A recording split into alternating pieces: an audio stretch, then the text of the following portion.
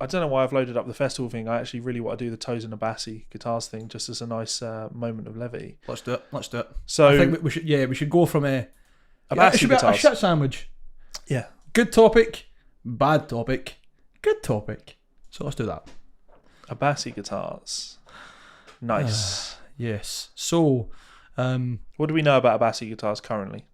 I don't know too much, if I'm totally honest. I just know that Tosin had designed and had a line of, very unusual shaped custom guitars through Ibanez with the signature model, and as it's becoming increasingly popular, has spun off to make his own company, doing the same shape, but being his own guitars, Abasi guitars, much in the vein of Old England, Even Rob Chapman.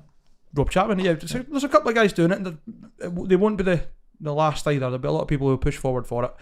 The only things I really knew about Abasi, just funnily enough you bring that up, is that the price points were pretty high, so the expectation was that they were going to be very much boutique instruments. If any of you have seen the Ibanez shape that he had before he left to make said shape through his own Abasi guitars, up on the screen now, thanks Levi, technology genius. Yeah. You'll know it's quite unusual, but on a stand it probably wouldn't look that nice, but you see Tosin playing it and it's a gorgeous shape. It's really quite ergonomic. But that's as much as I really knew, and there's an idea of what you expect and what your price points are being. Somewhere between $3,000 and $3,300 for anyone listening rather than watching, which is a lot of money. Yeah, I mean, if you compare it to Chapman or Solar guitars, then very much so. You're getting it's different level, completely different, and you'd expect a lot more higher quality woods and materials and hardware. And no offence, I'm not saying that Solar guitars or Chapman guitars are bad finishes or bad setups or whatever, but there's like no compromise you would expect for the Abasi stuff, especially when it came to like the final QC and finishing and the final product just being polished to death. Sadly, by the looks of it, that might not be the case. I don't want to say it isn't, because it could well be this is a one-off. Yeah. But it's been brought to Levi's attention, and therefore mine as well. There is some concerning QC elements to a specific guitar that we've seen. So I'll bring it up in a second. I think it's just worth pointing out that this is actually an interesting instrument because it's an 8-string with straight frets, which they don't actually offer on the website. So this is like a custom custom spec instrument. I don't think they offer the Floyd Rose in general on the standard models, do they? I'm not sure. I'm pretty sure all the pictures so far have been like the individual saddles, not the hip shot ones. I might be wrong, so don't shoot the messenger, but that's my interpretation of it. I'd imagine that's why they don't have the multi-scale, if it's got the Floyd Rose as well, being a custom. Yeah, good point. Anyway, sorry. So if I bring this up, this actually looks fine in that picture, to be honest. Nothing offensive about that. I mean, I'm not crazy on guitars with like a heavy gloss finish. I've really fallen in love with like matte finished guitars in the last couple of years. But that's obviously a personal taste thing, so I can take no real issue with that. But when we move on and start looking at the nut of the guitar, that is drastically different shaped and spec'd to the actual fretboard width, which to me, first of all, looks very concerning, because you're going to have such a variance in string spacing. Exactly, like even from the first fret to the third, you can see it there. Like you can see the strings are going in the way. If you just bring the last picture back up, Levi, just for a wee second. What I noticed when I first saw this is that it looks as if the high E at the very 24th fret, the very end fret, it's almost coming off the fretboard because of that angle. Now that might be wrong, it might just be the picture. I honestly think that's just the picture.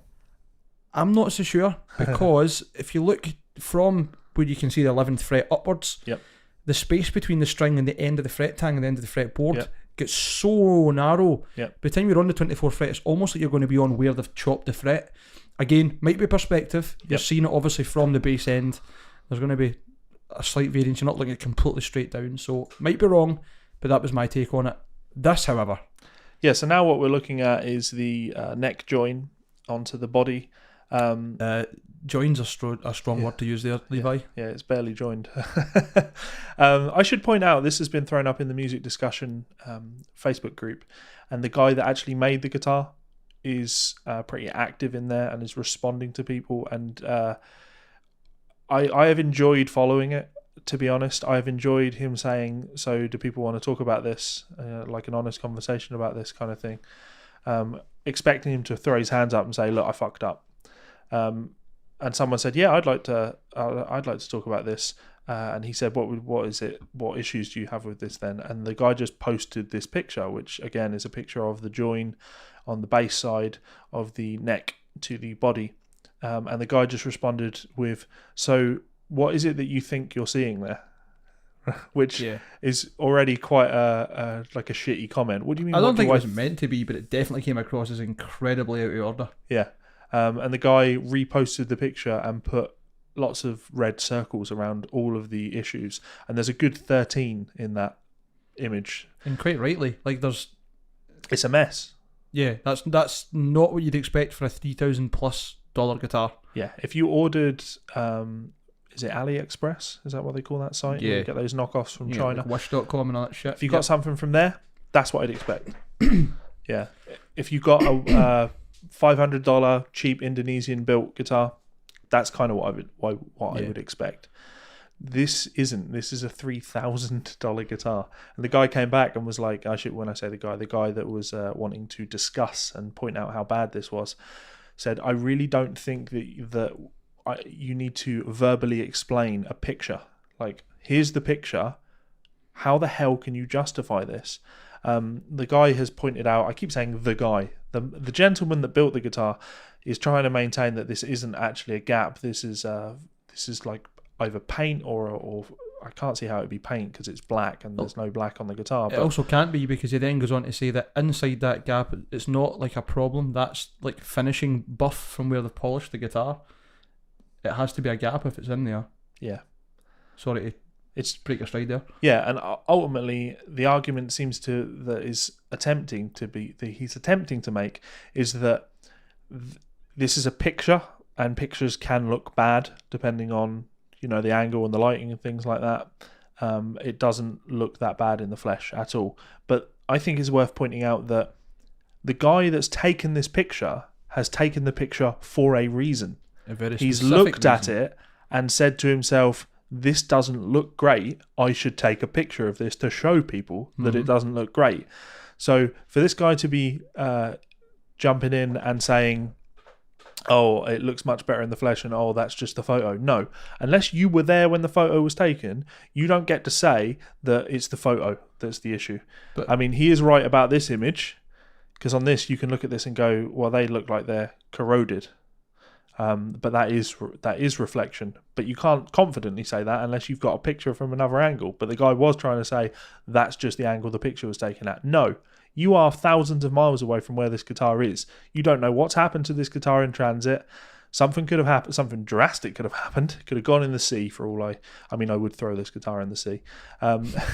You didn't take the picture. You're not allowed to comment on it being the picture. Not sterling. Not a great join.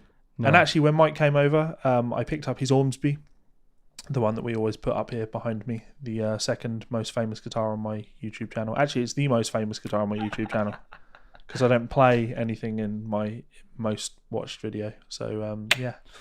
And I just wanted to check the join, the paint join on the back of the body versus the neck. And it's clean as hell on the Ormsby. It really is. I wouldn't have expected anything else. I'm very lucky. That's actually a custom paint job. Although it is a factory run hype, it's from run 1. I think it might have been one that was taken back to Ormsby HQ itself for QC. They weren't happy with the finish. They refinished it themselves. And this completely custom one off. No idea how to get the colour again. Pink, red, orange candy through it, which is why it looks weird in every single fucking photo you see. It changes colour. But yeah, it's clean as a whistle. There's super clean. Yeah. One last picture. So this is a picture of the side of the guitar, and at the 17th fret under the fret wire, you can see an actual hole in the wood. And you can also still see the white buff compound you were talking about as well, down that join. I'd like to think there isn't a gap, but the photos don't give you any other like way to look at it, that there is a gap in the wood at either side of the fretboard that should not be there. Yep. and the guy has defended himself again. The gentleman that built the guitar, has defended this by saying, "Yeah, that white compound you'll be able to scratch that off. That will come off." Cool.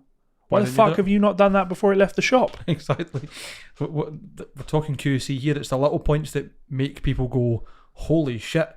For example, one of the finest things about my guitar, sorry, I keep fucking plugging it. There's no fret tangs.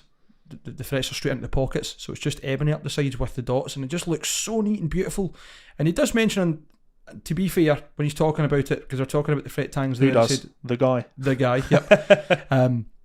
The person who built this specific Abasi guitar says, well, it's very common for that to get filled in with wood dust from the fretboard, but we're actually going to then do it like the pocket fit the frets, same as that guitar there from now on. That's just something we hadn't done yet. Yep. Which, okay, fair enough. That's a nice wee sign that they know there's something about the QC they could improve, which is great. But there was a lot of talk of them. There were issues with the NAMM guitars, basically. That they weren't really? The finish on them wasn't great. And the guy defended this by saying, the finish isn't great on these. We did have to rush in order to get them ready for the NAMM show, but don't worry, the guitars that go out won't suffer these same problems. Yeah. And, looking at these on Twitter, looking at some of the instruments on Twitter, this looks like a great example. Yeah, that's gorgeous. That looks like a different guitar. Because it's got the right it is a different nut guitar. on it. Yeah. I can't get over that argument. I did this before, saying defending your position by saying, yeah, but this is how wide the Floyd Rose locking nut is, so that's what we have to work with, and then saying that this is a design choice. Like, it can't be both. You can't. Yeah, and not only that, like, I'm pretty certain that given you are selling such a prestigious and boutique instrument, and you're choosing to use Floyd Rose parts, Floyd Rose would be probably quite accommodating if you said, listen, we need a nut that's a bit wider. Can you help us, or can you point us in the right direction? Yeah. To just go, that's what comes with it. Sorry. Yeah. It's a bit redundant when you're charging $3,000 plus for an instrument. The nut isn't as wide as the neck. So, Floyd Rose don't get their nuts from out of the ground. They don't grow them over a period of 50 years. They fucking make them. Mm-hmm. Go to someone that can make you a part that fits. I mean, I'm pretty confident that when Ola Strandberg was bringing out his first line of guitars, the parts weren't off the shelf. No, absolutely not. He was designing parts and then having them made. If that's what you need to do, then that's what you fucking do. That's especially when you're charging $3.5 fucking grand for a guitar. It's a basic commitment to providing your customers with a functioning and top-end instrument. I don't really know any other way to put it than that should be a basic requirement when you're building the instrument, is having the right parts. Yep. Anyway. So absolutely crazy. I can't believe this has happened. I'm going to give them the benefit of the doubt, though. I'm interested to see where it goes, because it might well be that the chap that built the guitar, Mr. X, as I'm going to call him, has taken all that on board, is just being very careful about how he comes forward with his social media presence, and could well develop on it. I know you're completely cynical of that. You don't think that's going to happen whatsoever. Well, just based on the way he's dealt with it. He's not left one or two comments. He's defended every single photo. You said defended. He's been fairly nice about it. He's replied, giving them explanations as to his thought process on it. Not all that great, if I'm honest. Yeah, I mean justifying, like, not lying or anything. Well, maybe lying, who knows? But not just putting your hands up and saying, you know what? Yes, I don't know how this happened, but I fucked up on this. Yeah. This guitar is going to get recalled because Abasi guitars are not happy to have anything out there that is less than perfect. That's the way you deal with a situation like this. Unfortunately, if you go the route that he seems to be going, word will get round that quality control is an issue. Even if it isn't, if word gets around that quality control is an issue, that's it, game over. Oh yeah. Legator. Don't even start me. There's been quite a bit of conversation. I've heard of 4 separate artists from Legator pretty much dropping their instruments, like, nope, bye, in about 2 weeks. Yep. High profile guys. But the top comment on the this Abasi guitar is, oh, cool, nice new model from Legator. When's it going to be available? But it looks like that. Like, in terms of the quality of this is not what you expect from the $3.5 grand instrument. No, so, not at all. Absolutely crazy. I do hope that they get this together, because I think it's great that Tozen is doing this. Totally. They don't appeal to me, and I have had issues with the idea of he has no experience building guitars. So why when he releases a line of guitars do people go, oh cool, Tozen's making his own guitars? That will be better than an Ibanez kind of thing. Fair. Depends who he gets to actually build it. Yeah. And by the looks of things, for the most part, this guy's work is pretty damn good. But one issue is enough. Yes. I'm assuming they're not selling hundreds of these a year. If you're only selling 30 guitars a year, you need to make sure that they are pristine, because one dodgy guitar, that's a good few percent of your annual product is not great. And it could smash your full reputation. I think good example of very low amounts of the instruments, but very, very high, highly sought after, would be Doug from Black Machine. Yeah. Everything's meticulously made. Like, won't use anything that's like less than 100 years old timber wise, etc. Rare woods. That's a different level. Yep. And if any followed the Black Machine guitars, as we spoke about before when we're talking about guitars fetching silly prices, some people are paying £25,000 for some of these. I don't think they are. I think people are trying to sell them for that. I don't know if they ever actually sell. You'd be surprised. Yeah. There's a couple of the adverts I saw recently, just before we move on, where people basically saying, this is a difficult decision for me. I don't want to sell the guitar. The reason I've priced it at this is I had 2 previous offers for this amount. I'm looking for 25 grand. So if you're getting 2 offers for 25 grand and then deciding to put it up for sale, you'll probably get near enough to that. That might be bullshit, I don't know, but if a couple of them come up for sale around about the same price and then go off the market, there's got to be something in it, in my opinion. Well, Doug is a big fan. Not Doug. Doug of Black Machine is a big fan of our podcast. No, Doug Cartwright is a big fan of the Black Machine stuff. He always saw them as being total hype, but then he spent a lot of time with Doug on the festival scene, hanging out and doing press type stuff, and spent a lot of time playing a bunch of Doug's personal guitars. Lucky bastard. Yeah, and Doug really enjoyed them. He said they are some of the best instruments I have ever played. I can't get my head around it. But I don't think it's I don't think it's a quantifiable thing. I think it's all feeling. You have to go and play the guitar and go, right, okay, shit, there's something about this. To me, there's an acceptable line of quality, and once you get over that, the distance from that acceptable line of quality to perfect isn't massive. And once you reach that perfect, you can't go more than perfect. Well, define perfect. My Hydra doesn't have a head. That's not any detriment to it. That is a fucking wonderful instrument. I can't lie, and I can't wait to challenge it. My Regis is great. I love my Regis. My Vigier. These are all just perfect. They're different, totally different, but they're perfect. And I look at a Black Machine and I'm like, look, it doesn't matter what way you spin it. It is a neck bolted onto a body with frets on it. It doesn't have a trem or anything. Like there's not a huge margin of error in these guitars. I know what you mean. Like it is stripped down to basics. You're not putting fucking true temperament frets or whatever else on it. But that's not the point. I think that the point is that it doesn't have to be all singing, all dancing, bells and whistles to be a great instrument. And I think Doug's honed it to... I agree with that. The way he's got it is that's the perfect instrument for him.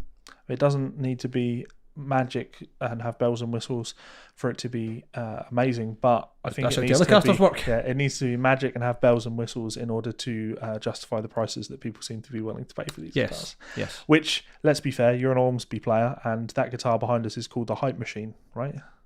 So, which I love, because that really addresses it for me. There's a lot of hype and mystique around things like these, and when you can get hype and mystique, you can... It's not Doug either. Doug's not pushing these prices up. No, of course not. I mean, there probably will be that if you want to buy one from him, there would be a premium to it, but nothing outrageous. Yep. No more than you would expect to pay from someone who is a well-renowned and experienced luthier. Nothing... I wouldn't pay Gibson for the money I would pay for a Black Machine, put it that way. Yeah.